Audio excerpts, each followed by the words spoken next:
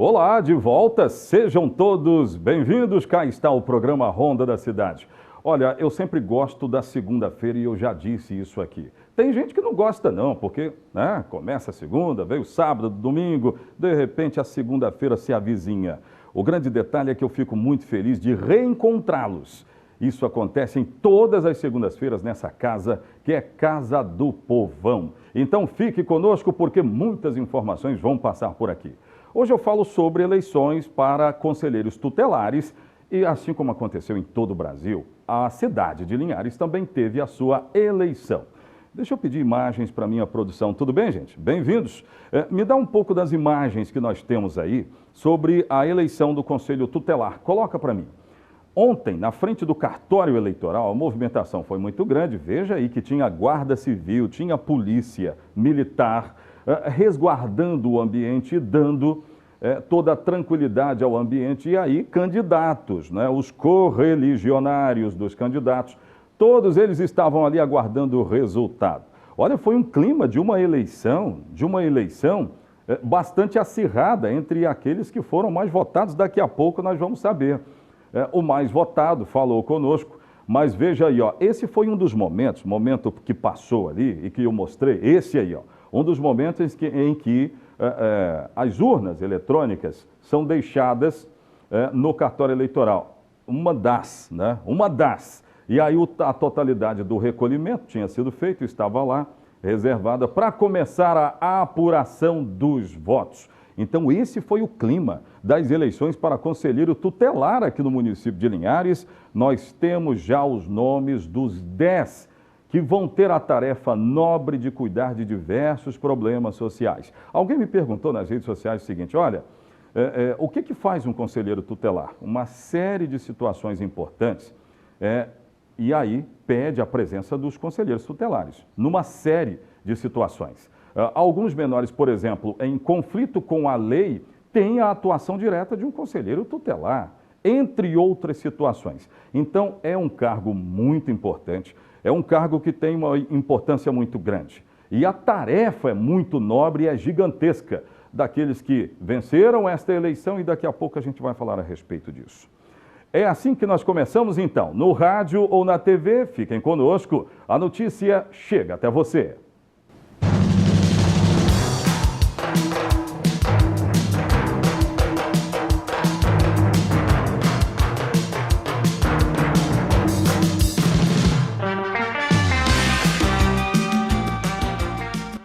Interaja conosco através das redes sociais. O número para você interagir está aqui, na sua tela. E aí eu quero saber o que está acontecendo na sua cidade, no seu bairro. Interaja conosco. Ajude a fazer o programa Ronda da Cidade. Olha, antes de entrar no caso das eleições, quem é que ganhou, quem vai estar com essa tarefa nobre de cuidar de crianças e adolescentes aqui da cidade, deixa eu falar de um caso muito grave que foi registrado na escola Roberto Calmon. O professor Juliano César, que é um ex-policial militar, divulgou imagens nas redes sociais de uma agressão que teria sofrido e o agressor seria um vereador do município de Linhares chamado Rogerinho do Gás. Produção, eu tenho imagem que ele divulgou, coloca para mim. Essa imagem acabou sendo divulgada nas redes sociais ontem e o professor disse, sua versão é de que estava na fila onde foi levar a esposa para votar, se desentendeu com uma pessoa que também estava na fila, momento em que o vereador chegou, discutiu com ele e aí aconteceu a agressão. Ele revela, inclusive, a agressão, mostra a agressão que foi divulgada nas redes sociais e registrada em boletim de ocorrência da Polícia Militar. Ele fez exame de corpo de delito também. Pode voltar aqui para mim? O vereador foi contactado e nos enviou uma nota. Eu tenho essa nota aí do vereador. Eu quero ler a nota que foi mandada para nós pelo vereador envolvido no caso. Diz assim, ao se deslocar para a votação do Conselho Tutelar na escola Roberto Calmon, o vereador Rogerinho foi abordado por eleitores que estavam se sentindo incomodados com dizeres do senhor Juliano César. Segue a nota dizendo, na tentativa de tentar conversar com o cidadão e amenizar a situação, o vereador e sua família também foram agredidos verbalmente por ele na presença de diversas pessoas. Juliano provocou Rogerinho com palavras desonrosas, momento em que, impelido pelo domínio de emoção, revidou. O vereador declara que é contra qualquer tipo de violência e garante que tal fato foi isolado e lamenta o ocorrido. Após tais fatos, nas redes sociais do senhor Juliano, o mesmo agride novamente o vereador e a Casa de Leis, bem como a família do vereador. É nítido que, desde o princípio, a intenção do senhor Juliano era provocar o vereador com a finalidade de se autopromover politicamente. Declaro ainda finalizar a nota publicamente que, mesmo tendo sido provocado por meio de agressões, sinto-me arrependido pelo comportamento tomado em impulso. Fecha a nota do vereador. Bem, nós lamentamos esse caso de agressão e ele foi registrado na 16ª Delegacia Regional e nós vamos acompanhar o desenrolar do caso. Vamos falar das eleições agora? Muita gente comemorando ter sido eleito para um cargo nobre, conselheiro tutelar do município de Linhares. Eu já tenho todas as informações e os nomes daqueles que vão atuar até 2024, de 2020 até 2024. Põe no ar. Cerca de 1 hora depois da votação para o Conselho Tutelar ter sido encerrada, uma aglomeração se formou na frente do cartório eleitoral de Linhares, no bairro Colina. Eram torcedores querendo saber se os seus candidatos preferidos tinham conseguido êxito na disputa. O aparato da Polícia Militar garantia tranquilidade numa espera que gerava angústia. As urnas eletrônicas que foram espalhadas por várias seções do município, uma a uma, eram cuidadosamente transportadas sob a vigilância dos responsáveis pelo pleito. Fim da angústia pela espera do resultado. O cartório eleitoral divulgou os nomes dos mais votados. Rony Preato ficou em primeiro lugar com 1.382 votos. Em seguida, ficou Paulo Francisco Soares, segundo colocado, com 1.283 votos. Vanderleia de Andrade ficou em terceiro, com 1.264. Professor Igor foi o quarto colocado, com 1.163 votos. Aguinaldo Bernardo foi o quinto colocado, com 1.131 votos. Carlos Augusto Calmon ficou em sexto, com 1.097 votos. Lucivânia Suave ficou em sétimo, com 1.045 votos. Letícia Brandão ficou na oitava posição, com 1.026 votos. Hilda Maria Remide, nona colocada, teve 906 votos. E Elber Reis, o 10º colocado, 906 votos. 10 conselheiros que vão atuar no quadriênio 2020 a 2024 e terão a missão de atuar em problemas graves que envolvem menores, alguns em conflito com a lei. Há outros casos que revelam problemas sociais, que resvalam também na situação de menores pela cidade de Linhares. Logo após o resultado da eleição, Rony Preato falou sobre os desafios de mais um mandato no Conselho Tutelar de Linhares. Muito importante, primeiramente quero agradecer a Deus, depois família, amigos, pela oportunidade de estarmos mais uma vez aí de frente ao mandato. Que Deus nos dê sabedoria para dar continuidade a esse trabalho que, graças a Deus, vem desenvolvendo com muito amor. Tenho certeza que esses votos foram fruto do trabalho que venho desenvolvendo e que Deus deixe sempre no meu coração amor e humildade para que eu possa dar continuidade a este órgão, de frente a esse trabalho que é tão importante para o nosso município, para a sociedade e principalmente para a criança e adolescente, que é zelar pelos seus direitos. Muito obrigado. Deus nos abençoe para mais um mandato. Forte abraço a todos. Pois é, veja ali que teve uma linha de 1.000 e poucos votos, 1.300 e poucos votos e por aí vai. Então, uma votação que levou para as urnas nesse domingo, coloca lá a imagem de novo, da frente do cartório eleitoral. Levou cerca de 7.000 pessoas, um pouco mais que esse número, o número votante, inclusive, né? O número votante foi de cerca de 7.000 pessoas. Número de abstenções é muito grande, porque no Colégio Eleitoral de Linhares tem muito mais que isso, né? Cerca de 110.000 pessoas não compareceram para votar. O número de votos nulos também me chama a atenção, cerca de 3.000 votos ou mais que isso. Então, poderia ter sido uma eleição com muito mais votos. E veja que ela não envolveu todas as camadas, não é? Porque nós estamos falando, repito, de um colégio eleitoral de cerca de 120 mil votos, e aí 7 mil votos foram para as urnas, mas os eleitos que tiveram ali seus votos validados, daquelas pessoas que foram. Foi um domingo que pela manhã choveu, a gente precisa registrar isso também, choveu bastante, aí a gente repete a lista. E para fechar o raciocínio, é uma tarefa, gente, que eu acompanho aqui há muito tempo.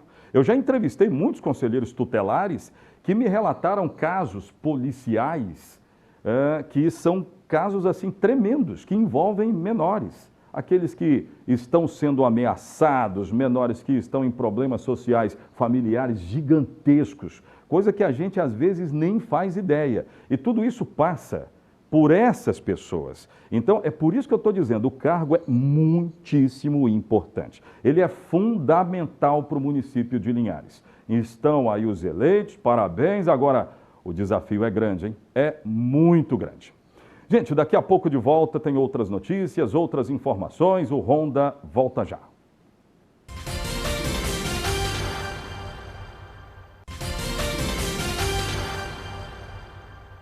Eu vou agora dar um giro de notícias, mas eu quero agradecer a todos que estão conosco, começando bem a segunda-feira. Muito obrigado pelo carinho de todos vocês.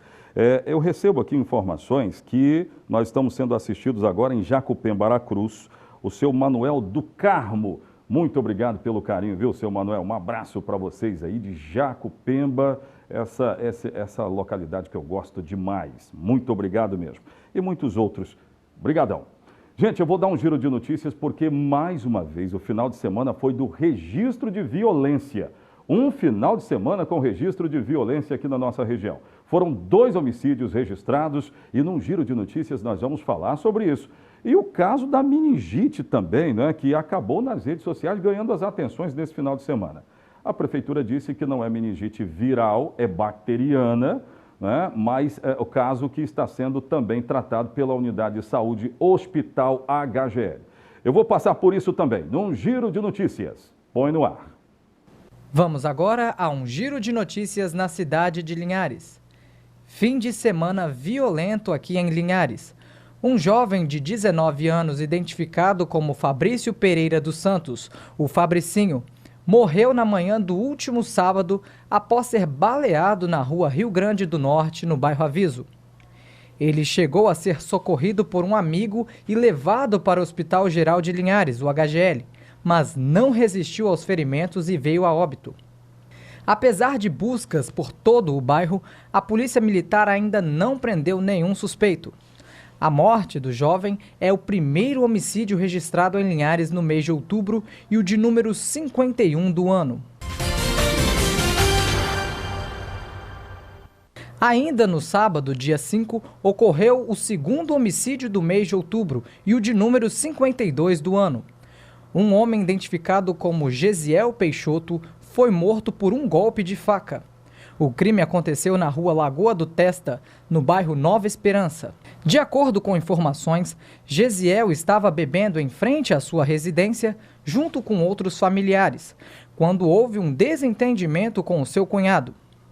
O cunhado, então, pegou uma faca e desferiu um golpe no abdômen de Gesiel, que chegou a ser socorrido por populares e encaminhado para o Hospital Geral de Linhares, mas não resistiu ao ferimento e veio a óbito.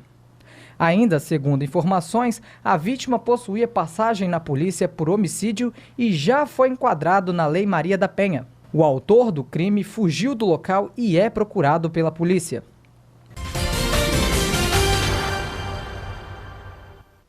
Nesta sexta-feira, foi admitido no pronto-socorro do Hospital Geral de Linhares um paciente com quadro clínico sugestivo de meningite.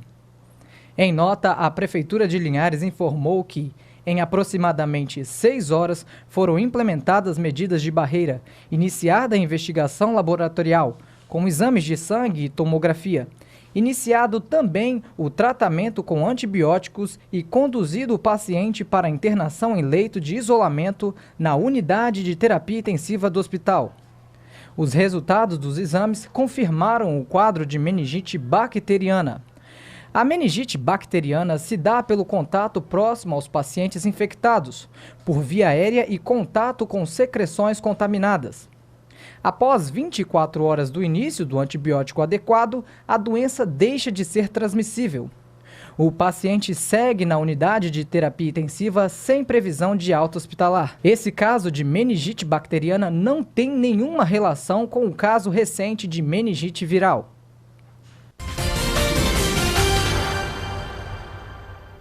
A agência do Cine de Linhares iniciou a semana com 51 oportunidades de emprego para todos os níveis de escolaridade, com ou sem experiência. São chances para atuar na função de atendente, auxiliar de pedreiro ou pizzaiolo, frentista, garçom, marceneiro, socorrista, além de 25 vagas para costureira de máquina industrial e 4 oportunidades exclusivas para pessoas com deficiência para o cargo de auxiliar de serviços gerais. Para se candidatar a uma vaga, é necessário apresentar a carteira de trabalho, RG, CPF e um comprovante de residência. A agência seleciona os candidatos que atendem aos requisitos predeterminados pela empresa, que seguirão para a entrevista com o empregador. Gente, no caso da meningite que causou um alvoroço na cidade nesse final de semana, autoridades em saúde nos informaram que, uma vez iniciado o tratamento com antibióticos, em 24 horas não há mais o risco de contaminação, no caso de ser bacteriana. Então, esse furdunço todo que se formou aqui na cidade, ele já está amenizado e também explicado, porque, na verdade, não era meningite viral, era bacteriana, não é? Vamos falar dos artesãos aqui da cidade que dão exemplo de sustentabilidade para todos nós. Você vai saber que exemplo é esse agora no Ronda. O lixo que seria descartado pela população se torna belas bolsas, peças de decoração ou acessórios nas mãos hábeis dessas mulheres. Estamos falando do projeto do Lixo ao Luxo, uma iniciativa que partiu da Dona Ângela. O que vai se jogar no lixo, que na mesma forma você está ajudando, né, o meio ambiente, essa é a nossa preocupação, tá? E também uma forma das mães que estão sem trabalhar, uma forma delas se dedicar e buscar o seu sustento também, né? A arte vai tomando vida a partir do manuseio das artesãs. Uma caixa de leite se torna uma bolsa, um pote de fermento se torna um cachorro de lã e com cola e tecido vão sendo feitas carteiras e vasos de decoração. A caixa de leite, a cola, o pincel e o tecido, né? Aí você pode estar reaproveitando o jeans, uma calça que você não usa mais, né? Uma toalha. As alunas têm o curso como uma terapia, um lugar que encontram novas amizades, mas também é uma forma de renda. A Jaqueline já tem até encomenda de fora do estado. Eu adoro uma bolsa, eu gosto de bolsa, mas aí eu já tá encomendado para mandar para Minas também. A minha filha, mas a dona lá perto da casa dela já tem encomenda, uma amiga dela, né? Já a Nirlene conheceu o curso por acaso e se apaixonou.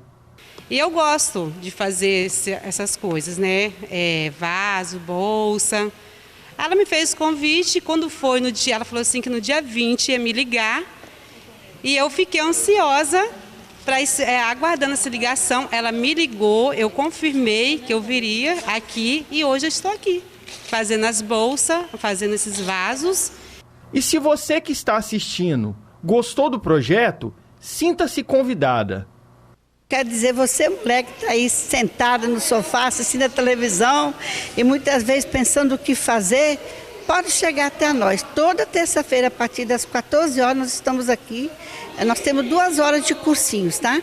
E tem muita coisa a mais que nós temos que estar pondo e aprendendo juntos. Tá convidada, mulheradas, hein? Aliás, um grande exemplo, não é sair por aí jogando lixo, não. E, aliás, como reaproveitá-los e fazendo arte. Isso é muito bom. Gente, daqui a pouco de volta tem outras notícias. Sai daí não, o Ronda volta já já.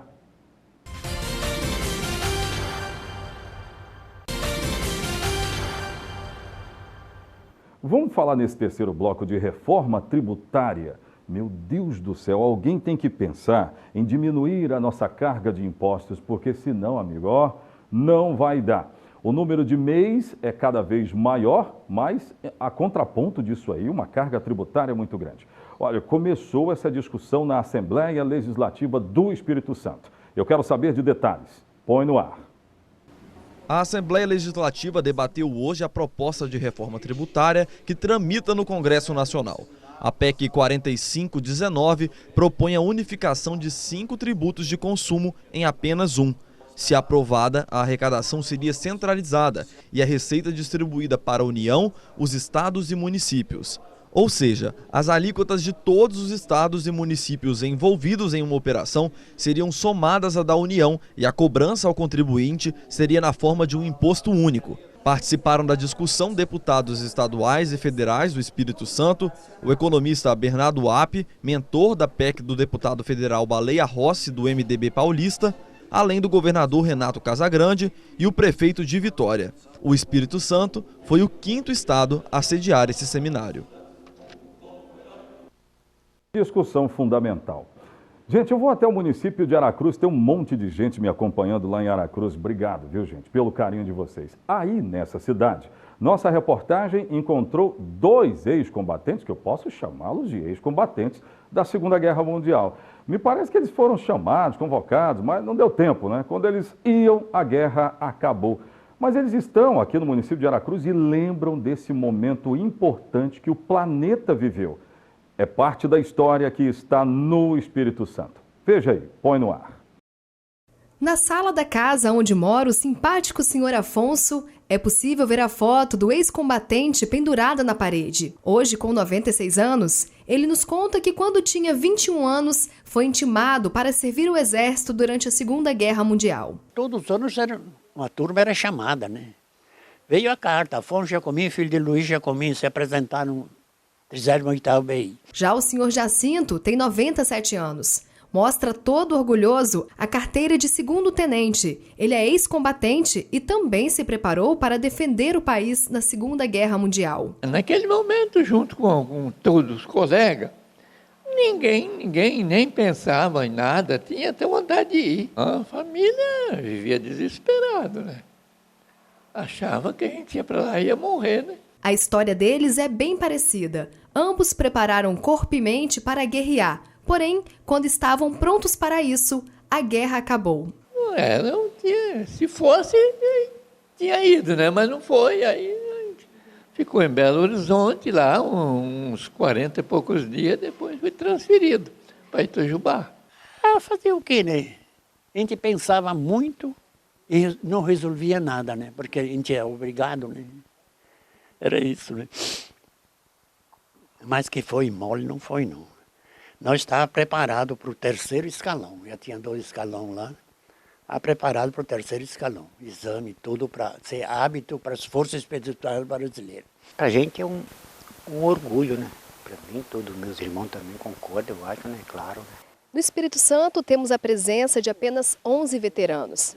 Em Aracruz, são aproximadamente 5 ex-combatentes. Sempre que possível, Rodolfo visita esses heróis.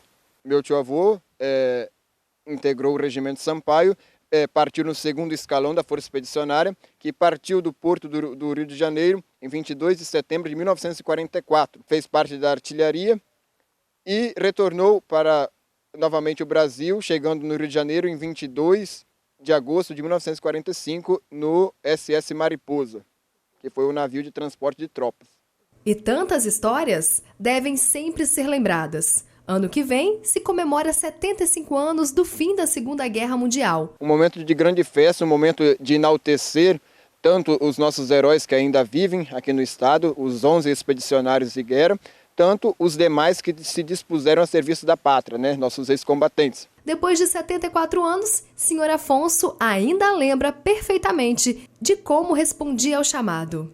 1504, 2ª Companhia, 38º Batalhão de Infantaria. Se você puder visitar esses caras, visite-os. É parte da história que nós temos aqui na nossa região. Para fechar, eu tive a honra de conhecer o Tenente Alexandre. Ele morava em Sooretama estava lá, foi descoberto pela nossa reportagem há alguns anos atrás. Hoje ele é falecido, mas também é parte da história que passava aqui, tão perto da gente. Visite esses ex-combatentes, eles têm muita história para contar. O Ronda fica por aqui, obrigado pelo carinho da sua audiência, nós voltaremos amanhã. Eu estarei aqui esperando por você, até amanhã. Tchau, tchau.